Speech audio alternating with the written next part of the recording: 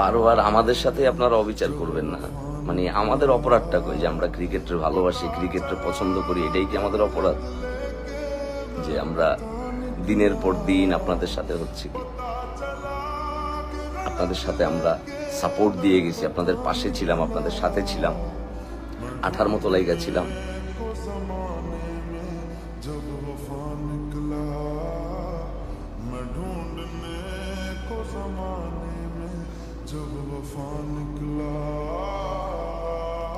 আঠারো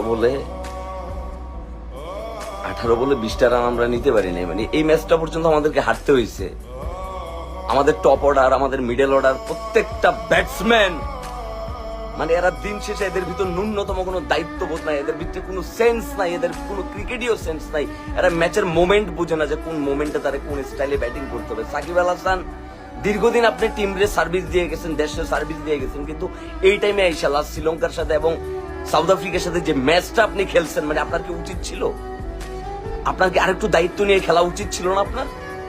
লাস্ট 2টা বল ছিল 6 মারার মতো, লাস্ট 2টা বল। তাদেরকে আর দোষ দিয়ে লাভ কি?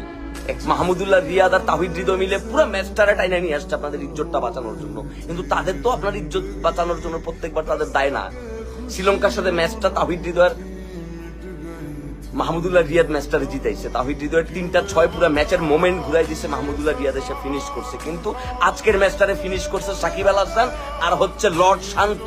এই লর্ড শান্ত হচ্ছে পৃথিবীর সকল লর্ডের লর্ড, সকল লর্ডের লর্ড। ঠিক আছে, আপনাদের জন্য রাত জায়গায় কোনো লাভ নাই।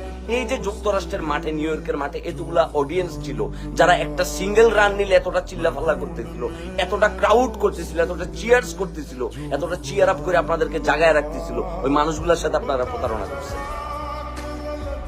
আপনারা দিন শেষে আপনাদের আউট ইনপুটটা, আপনাদের পরিশ্রমটা, আপনাদের এফোর্টটা কোথায় দেন? আপনারা কোথায়? নেট প্র্যাকটিসে, বিজ্ঞাপনে, দালালিতে, শোরুম কাটাতে কোথায় দেন আপনারা? আপনার দিন শেষে ক্রিকেটের সাথে আপনারা নাই।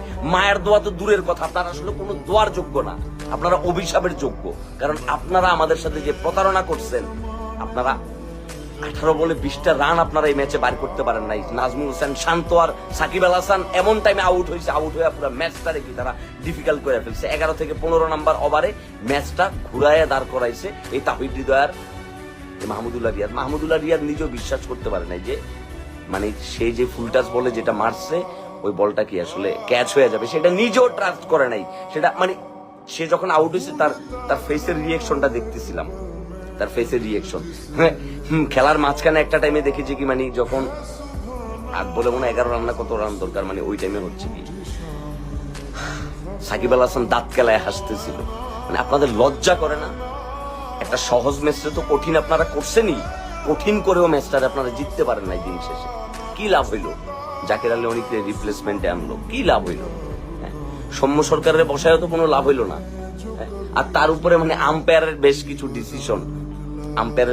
ডিসিশন, ওয়াইডের ডিসিশন, আউটের ডিসিশন, মানে যে যার মন মতো নিছে। মানে এখন আসলে দোষটা কারে দিব? আসলে নাজমুল হোসেন শান্তরে দোষ দিব, সাকিব আল হাসানরে দোষ দিব, জাকির আলী অনিকরে দোষ দিব, মাহমুদুল্লাহ রিয়াদ ফুল টাচ বলে ছক্কা কেন মারতে পারে নাই এটার জন্য তারে দোষ দিব, তাহিদ হৃদয় কেমনে আউট হয়ে গেছে এটার জন্য তারে দোষ দিব, নাকি আম্পায়াররে দোষ দিব, নাকি আমাদের ভাগ্যরে দোষ দিব? প্রত্যেকটা বলে মনে হয়েছে যে প্রত্যেকটা ফ্যান আসলে কি হার্ট অ্যাটাক করবে। মানে এরা আসলে ম্যাচটা দেখতে পারবে না। হ্যাঁ, পোলাপাইন কেউ বাপের কাছ থেকে টাকা চুরি করে, কেউ আম্মার কাছ থেকে খুঁজা পোলাপাইন এমবি পড়ছে মোবাইলে এই ক্রিকেট খেলাটা দেখার জন্য। কারণ আমাদের তো আর আসলে গর্ব করার মতো, প্রাউড করার মতো কিছু নাই। এই ক্রিকেটটাই আছে আমাদের সেবা, আর কিচ্ছু নাই আমাদের, আর কিচ্ছু নাই আমাদের। আমাদের সেবা এই ক্রিকেটটাই ছিল। ওই ক্রিকেটটারে পর্যন্ত আপনারা ডে বাই ডে যে জায়গাটাতে নিয়ে গেছেন, এটা আর বলার মতো আসলে কিচ্ছু নাই। এই লর্ড টিম রে যে মাহমুদুল্লাহ যে টাইনা নিয়ে আসছে, এটাই তো আপনাদের, তার পায়ের ধোয়া পানি খাওয়া উচিত আপনাদের, তার পায়ের ধোয়া। মাহমুদুল্লাহ রিয়াদ নিয়ে আমার কোনো